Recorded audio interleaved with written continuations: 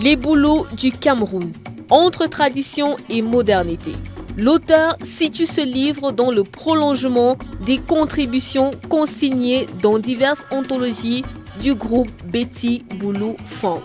Pour montrer la source et faire partager l'itinéraire de cette lumière, l'auteur s'arrête sous ces éblouissants esprits qui, grâce à leur manière de penser moderne, ont conservé une envoûtante capacité d'analyse dont les pendants esthétiques ou littéraires se situent dans la rhétorique connue au peuple de la forêt. Cet ouvrage fournira à ses lecteurs les richesses d'une culture boulou moderne et pourtant aussi fort sensible à tout ce que la tradition peut céder, un peu comme un don. Les boulots du Cameroun, entre tradition et modernité, un livre d'Emmanuel Abolo-Bioulé, nouvellement paru chez Aphrodite.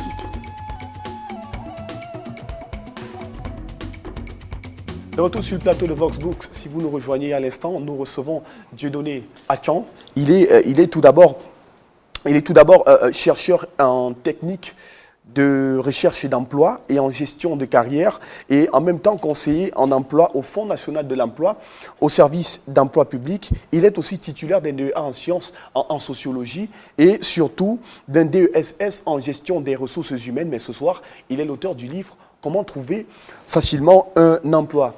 Monsieur Atchan, avant de commencer la rédaction de votre CV, tel que nous l'évoquions en première partie de cette émission, il faut même d'abord savoir construire son bilan professionnel et connaître sa cible. De ce fait, je vais vous inviter à prendre votre livre et y aller à la page 60 où vous écrivez très exactement ceci, à la page 60 de votre ouvrage. Oui. Votre bilan professionnel vous aidera à prendre conscience de ce que vous êtes, de ce que vous avez accompli réellement, de ce que vous savez faire, de ce que vous voulez faire et les savoir-faire que vous avez peut-être oubliés ou qui vous semblaient si certains que vous n'y réfléchissez plus.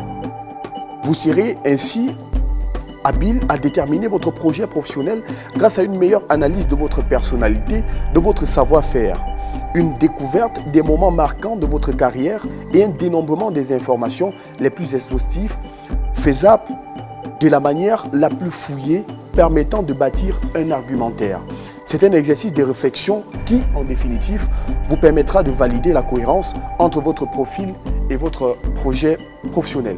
Est-ce que vous savez que bon nombre des demandeurs d'emploi ne savent pas rédiger ne serait-ce qu'un bilan professionnel? Et bien même, pour ceux qui ne jouissent pas de ce bilan, comment doivent-ils s'y prendre pour réussir à convaincre leur futur employeur? Le bilan professionnel est important.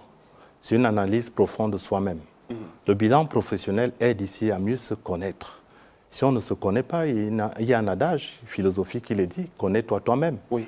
Si vous ne vous connaissez pas vous-même, vous ne pouvez pas affronter votre destin. D'où l'importance donc de se connaître soi-même. Le bilan professionnel, c'est une analyse profonde de soi-même. C'est un tableau de bord qui vous permet ici de rencontrer un employeur, de vous valoriser, de préparer votre argumentaire. Parce que lorsque le bilan professionnel est bien fait, cela vous permet ici de rédiger votre lettre d'offre de compétences. Cela vous permet également de rédiger votre CV. Cela vous permet également de réussir votre entretien d'embauche.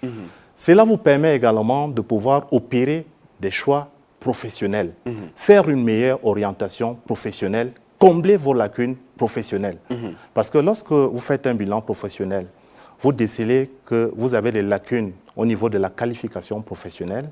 Le bilan professionnel va vous aider à pouvoir vous faire former ou à suivre ou à compléter vos formations, vos qualifications professionnelles. D'où l'importance ici de faire son bilan professionnel qui est un élément important pour tout demandeur d'emploi. Dans votre livre, on retrouve quelques règles pour rédiger la lettre de candidature. Tout partant du style d'écriture. Excusez que je vous interrompe. Oui. J'aurais souhaité que vous parliez des lettres d'offre de compétences. Pas des lettres de candidature, des lettres d'offre de compétences. Parce qu'à mon sens, comme je vous l'ai dit, on ne devrait plus parler de demande d'emploi ou de lettres de motivation. Parfois, la motivation peut être personnelle. Mais on devrait parler davantage de lettres d'offre de compétences. Parce qu'on est dans un marché de l'emploi et c'est la compétence que l'employeur attend de vous. Et cette compétence-là peut être technique, sociale ou organisationnelle. Et je vous ai parlé ici au sens bourgeoisien du terme en parlant de capital culturel, qui est les diplômes, les biens culturels. Donc il faut avoir la maîtrise de cette culture légitime savante pour pouvoir se vendre dans le marché de l'emploi. Alors, tout partant du style d'écriture,